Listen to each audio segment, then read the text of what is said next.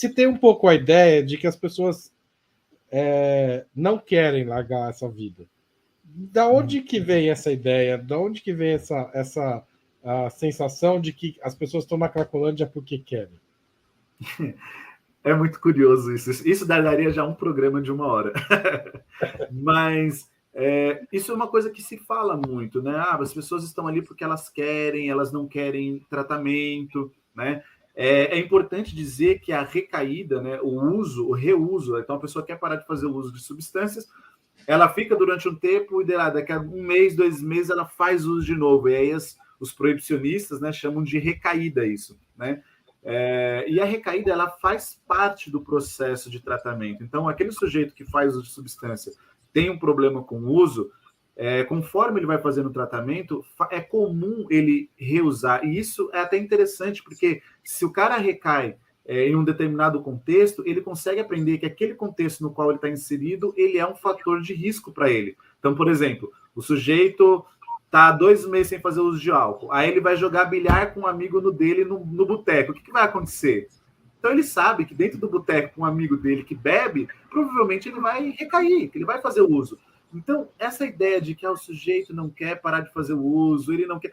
que é muito complicado. Eu vou te dar um exemplo muito simples. Uma vez eu estava trabalhando com um rapaz e ele ficou 6 meses sem beber. Um belo dia ele apareceu muito alcoolizado, ele ficou muito chateado, não sei o que. Eu falei, mas fulano, o que acontece, né? Por que você está chateado? O que aconteceu?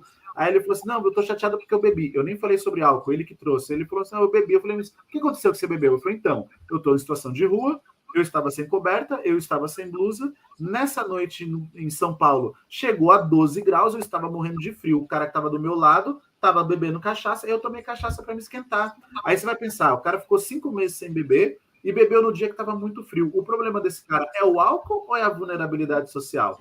Então, Claro.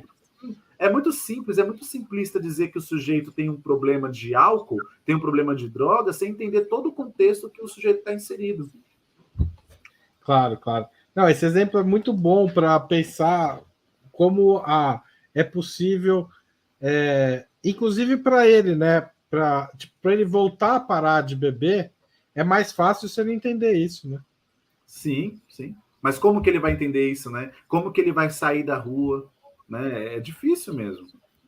Como é que é a história da redução de danos? Quando que ela surge?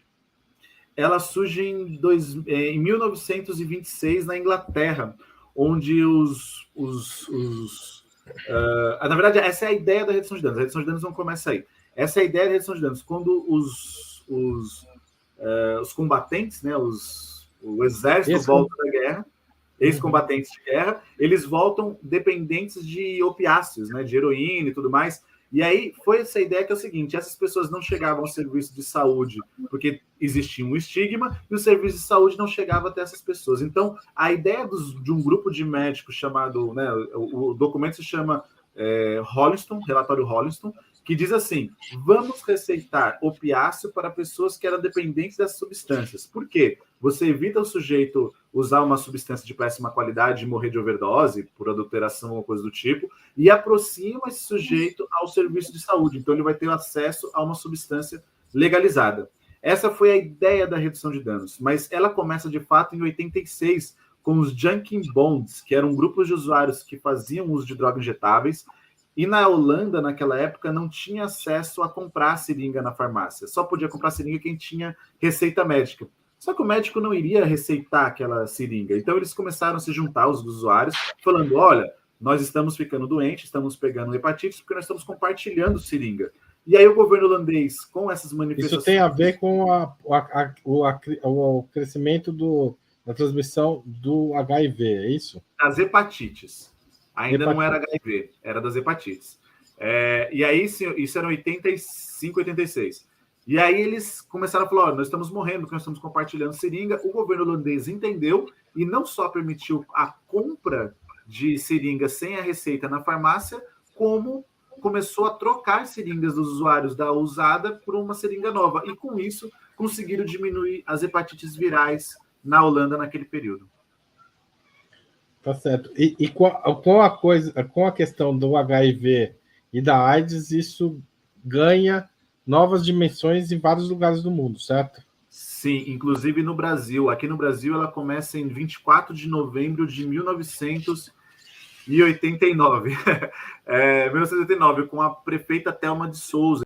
E foi ela que teve início com isso, né, com Davi Capistrano, com Fábio Mesquita, a distribuição de seringas para as pessoas que faziam uso de cocaína naquela época, que não chegou a ter problema de heroína, de cocaína injetável no Brasil. E aí sim começa a redução de danos no Brasil.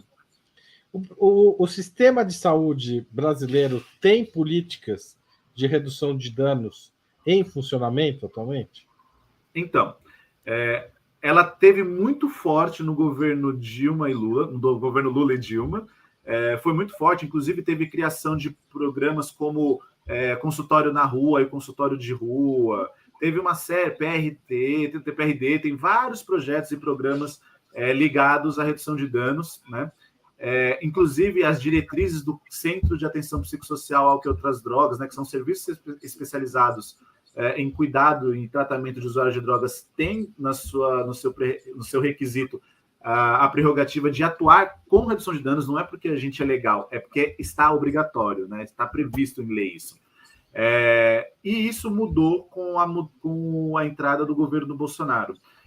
Ou já no governo Temer já teve retrocesso? Não, a mudança aconteceu no governo Bolsonaro, onde o nosso excelentíssimo Osmar Terra reescreveu a política de drogas do Brasil, inclusive a lei de drogas no Brasil foi alterada pela pessoa que foi conhecida por ser negacionista da ciência. Esta pessoa fez a política de drogas no Brasil.